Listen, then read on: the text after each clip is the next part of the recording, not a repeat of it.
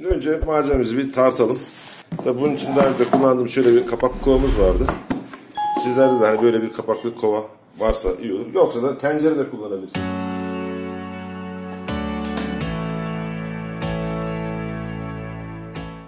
Biraz saman katalım. Bakalım ne kadar katalım.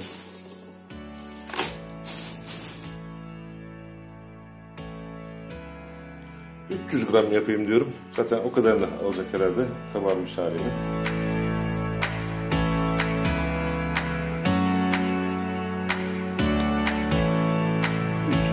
300 gram için ben ölçtüm, biçtim. Toplamda 6 gram.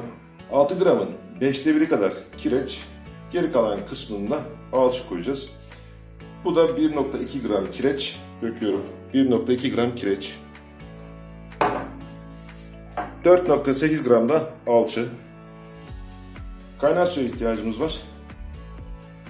Ama kaynar sudan önce malzememizin tamamen suya bastırmamız gerekiyor. Onun için de şöyle bir tül, bu yoğurt süzerken kullanılan tüllerden bir tane ondan koyalım. Üstüne de bir alüminyum ızgaram var. Onu bastıracağım. Hani kenarlarından kaçmasın, hiçbir suyun üzerinde durmasın diye. Ve buna da bir ağırlık koyacağım. Şöyle bir taş. Şimdi suyumuzu dökelim.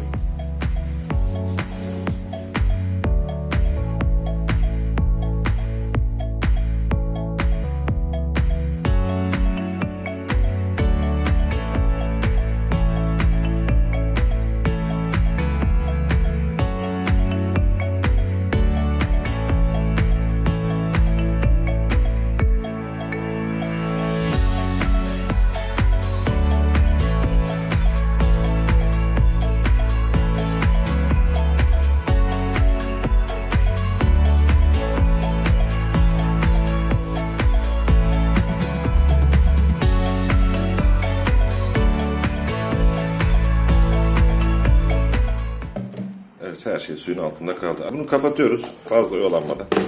Bunu sıcak bir yere koyacağım. Bunun ağzını açmadan 2 saat bekleyeceğim. Sterilizasyonumuz bu şekilde olacak.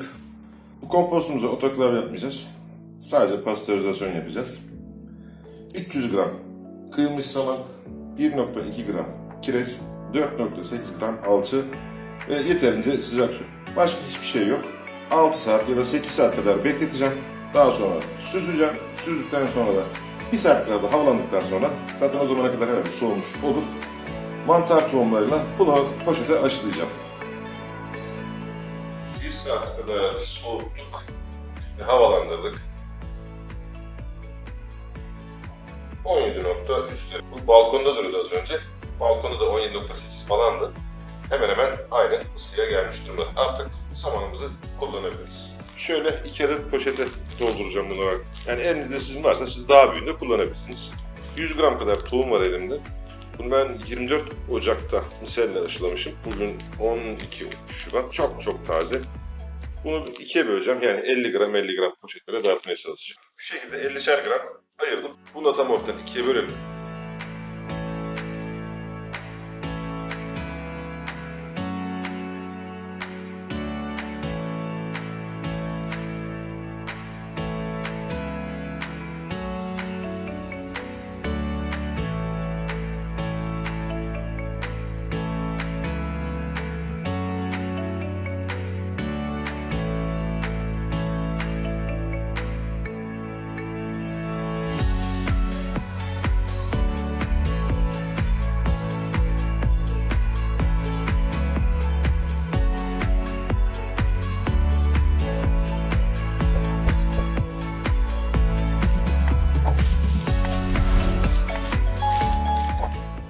Sağdaki biraz fazla oldu. Tam ayarlayamadım ama olsun, fark etmez bizim için. Şimdi bunların üzerlerine içeride biriken gazı atması için delik açacağız arkadaşlar. Bunun için bir iğne ve bir çakmak kullanabiliriz. Yani iğnenin ucunu çakmakla temizleyip iğneyi yavaş, sakin, kontrollü bir şekilde batırarak işte etrafına 5'er 10'ar tane önlü arkalı delikler açacağız. Delikleyeceğim yüzeyi arkadaşlar alkollü peçeteyle sileceğim. Yani alkolle temizleyeceğim.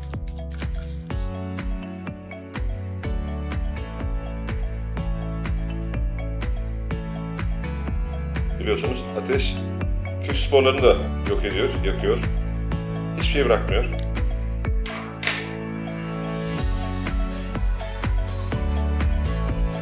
Şimdi gayet yavaş, sakin bir şekilde arkadaşlar. Hızla batırmıyorum yani. Hızla batırırsam bu delik açtığım yeri yarılabilir. O yüzden yavaş yavaş küçük küçük delikler açacağım.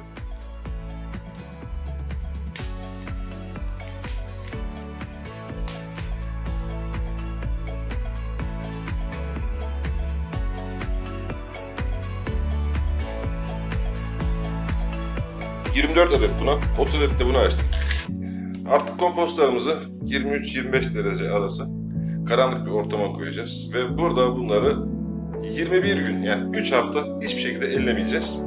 Tabii ben arada çıkaracağım bunların gün gün misal gelişimini çekmek için ve sizlere gösterebilmek için. Gün geçti. Şöyle bakıyoruz. Hemen hemen her yerde misal artık yürümeye başlamış.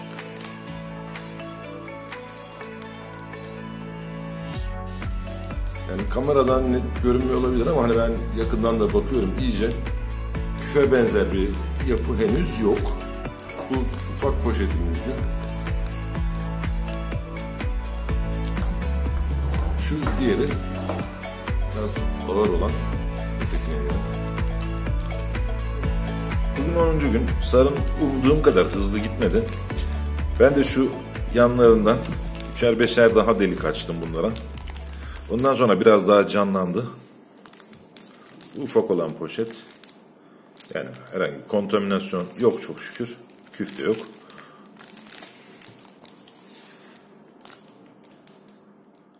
Şöyle, sarım devam ediyor. Buğday kepeği. Kepek kullanmadık biz bunlarda.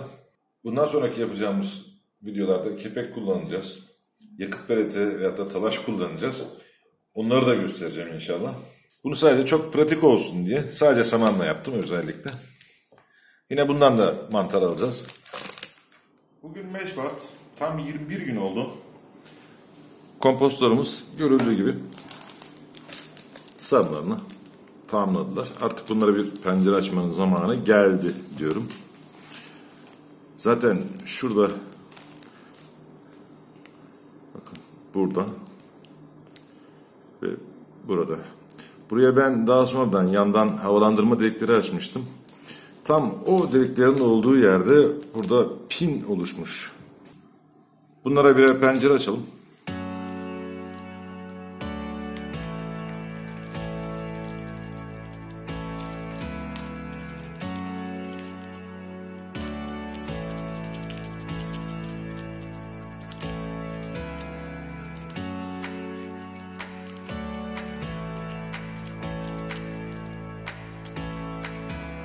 Pencerelerimizi açtık. Şimdi bunları %80 üzeri yani 85-90 nem olan bir ortamda bekletirsek arkadaşlar 2 veyahut da 3 gün içinde buralardan pinlerin gelmesi gerekiyor. Bugün 11 Mart 27. gün. Gördüğünüz gibi pencere açtığımız yerden pinlerimiz gelmeye başladı. Buraya çarpı şeklinde pencere açmıştık hatırlıyorsunuz. Pencere açmadığımız yerlerde de pin oluşumu var. Arkadaşlar bunları kesinlikle açmıyoruz.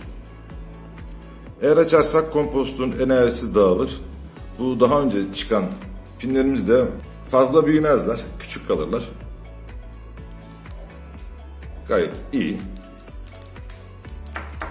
Şu arka tarafında yok. Normalde sadece pencere açtığımız yerlerden mantarı çıkması gerekir. Ancak bu şeffaf poşet kullanıyoruz. Bu istiridye mantarı ışık gördüğü yerlerden de pin verebiliyor. Küçük olan kompostumuzun bu kenarlarından çıkmıştı ilk. Hani buraya biz yine pencere açtık ama pencere açtığımız yerlerden pinler gelmedi. Bunlar da gayet sağlıklı. Bu pinlerimiz büyüdüğü zaman tekrar çekim yapacağız. O zaman hem tartacağız bunları, bakalım ne kadar mantar elde ettik. 13 Mart 29 gün oldu. Küçük olan kompostumuzdaki mantarlarımız büyüdü. Artık yukarı doğru kırılmaya başladılar. Zaten spor salonu da başladı. Az önce de bu konuda gerekli uyarıları yaptığımı düşünüyorum. Yani bunun daha fazla beklemenin bir anlamı yok. Zaten buharlaşma da olduğu için artık ağırlığından kaybedecek.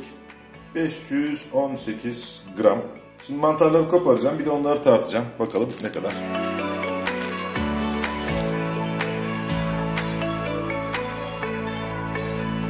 ...161 gram. Sertlikleri iyi, esneklikleri de iyi. Gevrek değiller, kırılıp gitmiyorlar. Aynı. Bu iki kompostu da beraber hazırlamıştık. Ama diğerinde tabii pinler daha önce geldiği için bir iki gün önden gidiyor. Birkaç gün sonra bunları da kopartıp bakalım tekrar. Bugün 15 Mart, tam 31 gün oldu. Bu da ikinci kompostumuz arkadaşlar.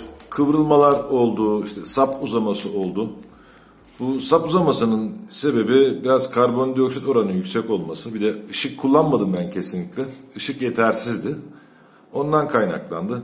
Bir de ufak bir alanda yaptığım için ben bu işi, buharlaşma hızlı oldu. Yoksa onun dışında şekle takılmazsak güzel, bayağı bir iyi bir miktarda mantar ürettiğimizi düşünüyorum.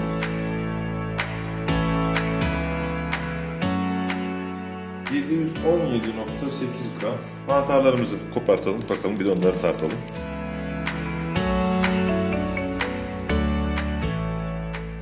...184,6 gram. Hesap ettiğimiz zaman %25 gibi bir oran. Bu 2 gün önceki küçük komposttan kopardığımız mantar 161,9 gramdı.